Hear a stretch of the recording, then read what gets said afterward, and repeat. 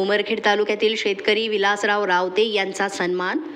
तुरीचे विक्रमी उत्पादन घेऊन शेतकऱ्यांसमोर ठेवला आदर्श। शेतकरी समाधान मेळाव्यात सलीम इंजिनियर यांच्या हस्ते शाल आणि सन्मान चिन्ह देऊन सत्कार। उमरखेड तालुक्यातील सावळेश्वर गावचे सुपुत्र युवा प्रगतिशील शेतकरी विलास अशोकराव रावते यांचा प्रमिलाताई सभागृह अकोला येथे शेतकरी समाधान मेळाव्यामध्ये तूर पिकाचे विक्रमी उत्पादन घेतल्यानं सन्मान करण्यात आला।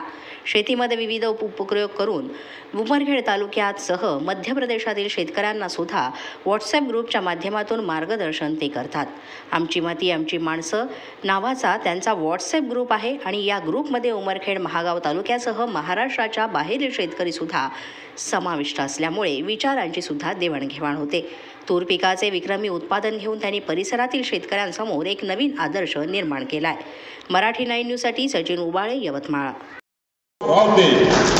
माननीय शेतकरी समाधान मेळाव्याचे अध्यक्ष व संपूर्ण पाहुण्यांना मी विनंती करेन, सलीम इंजिनियर साहेबांना मी विनंती करेन की आपल्या या आदर्श शेतकऱ्याचा शॉल देऊन आणि एक मोमेंटो देऊन आपण सन्मान करावा।